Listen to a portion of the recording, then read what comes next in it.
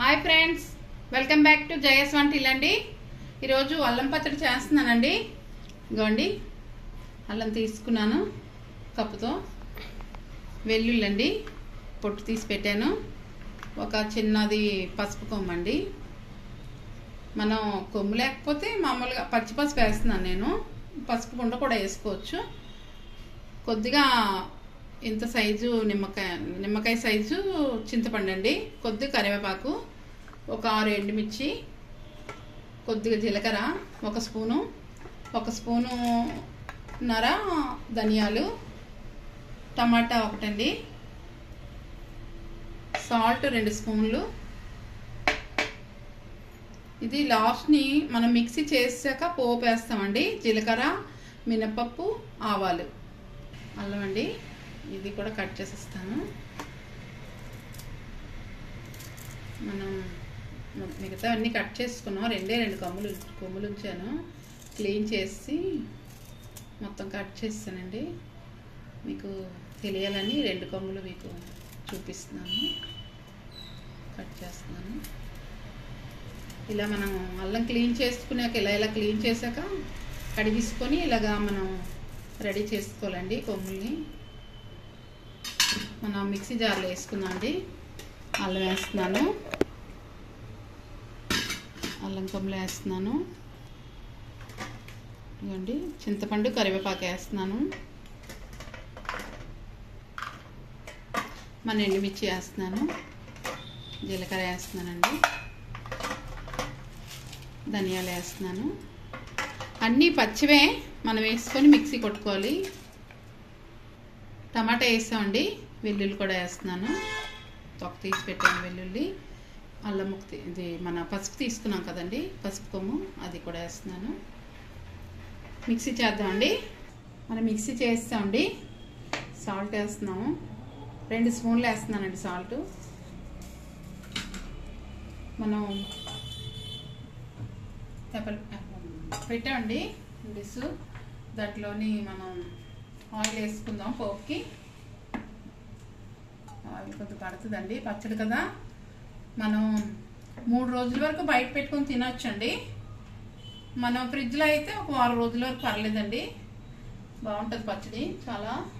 మనం అన్నీ పచ్చివే మిక్సీ కొట్టామండి. మొత్తం అన్నీ పచ్చివే. మీకు ఎలా చూపించానో అవి అలా వేసి మిక్సీ చేశాను. మనం పోపు వేసుకుందాం.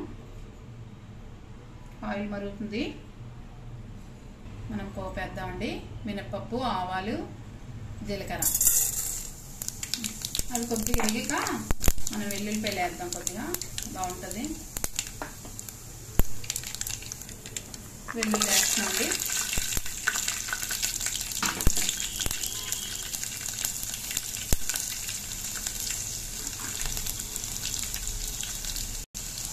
కరివేపాకు కొద్దిగా వేస్తున్నాను. కేక్ వేయండి, పచ్చడి వేస్తున్నాను.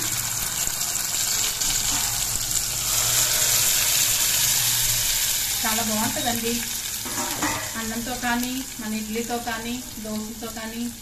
మిక్సీ కూడా ఇచ్చేసి వేసుకుంటున్నామండి.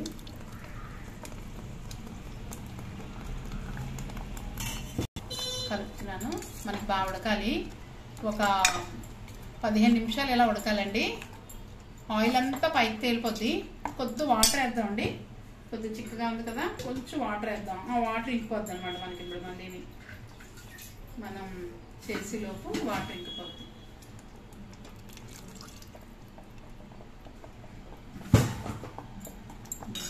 చూసారా ఎలా కొత్త అంటుందో. మూత పెట్టేసుకోవాలి. మనం సిమ్లో పెట్టుకొని ఉడకబెట్టుకున్నా పర్లేదండి, మనకి బాగుంటుంది.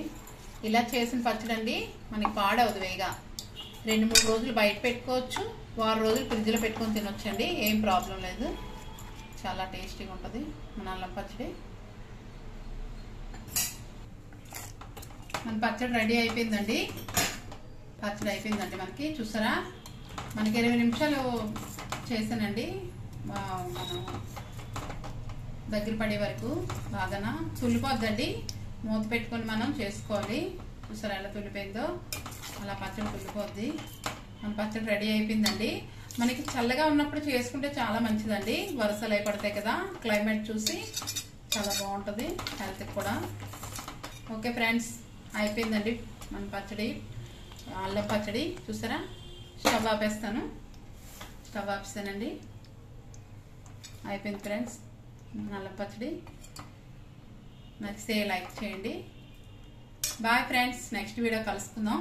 బాయ్.